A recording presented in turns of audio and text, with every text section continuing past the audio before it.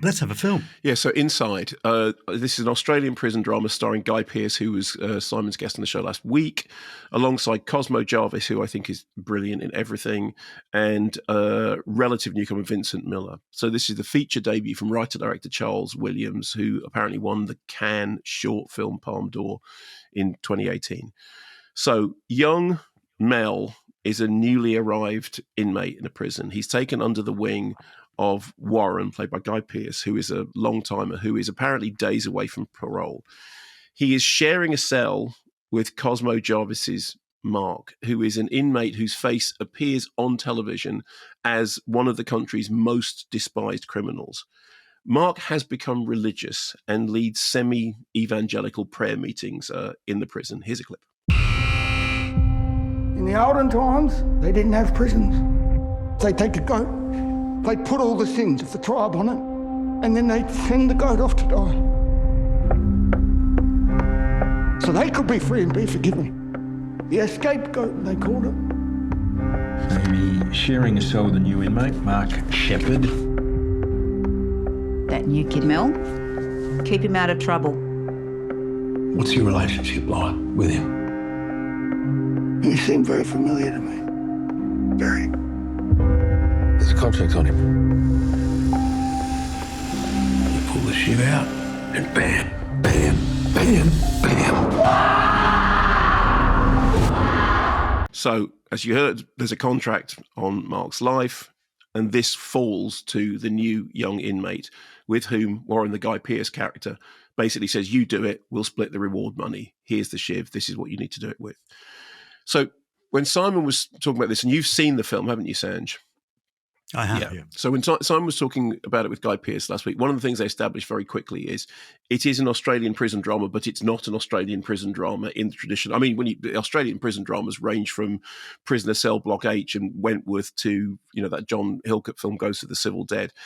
This is rated 18 for very strong language, strong violence, sexual violence references, all of which is true. And yet it is in some ways a weirdly tender film. So if it isn't a prison drama as such, what is it? And I would say, well, firstly and primarily, I think it's a film about masculinity. It's a film about, there's that film that's at the moment, Friendship, and the tagline for it is men shouldn't have friends. And this is kind of on the same lines. It's a film about institutionalization, because there's the whole thing about that the parole is coming up, but does Guy Pearce's character actually want to be paroled?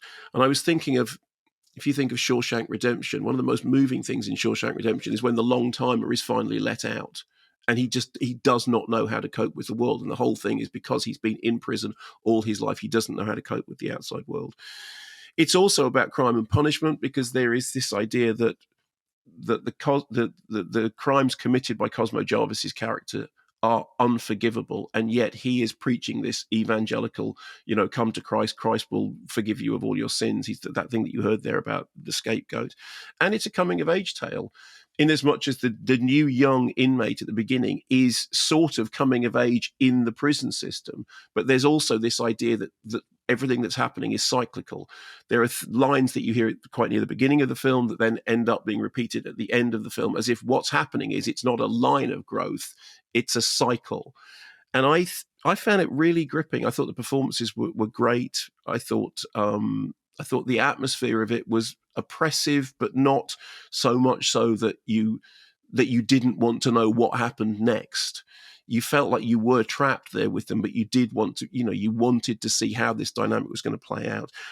It's not opening cinemas. It's available digitally on Monday on streaming, Blu-ray, and DVD. Sanj, what did you think? Because I thought it was really powerful, and I'm kind of surprised that we're not going to see it in cinemas.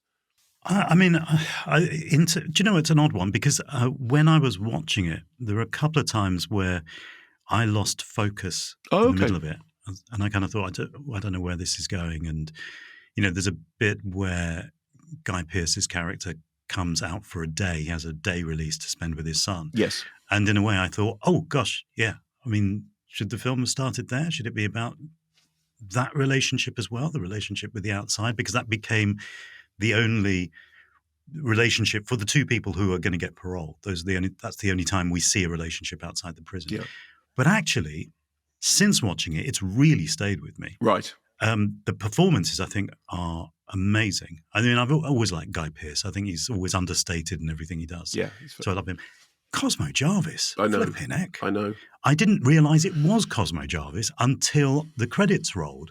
And having seen him do his Richard Burton voice in Shogun, in which he was brilliant as well, I just didn't know it was him. And so I think that's a remarkable transformation in terms of his physicality, his voice. I mean, everything about that performance I thought was, I think every time awards worthy. I think every time you see Cosmo Jarvis, it looks like a different person. And in fact, when Calm with Horses was coming out, I was at the BFI and they did a screening of Calm with Horses and the director was there.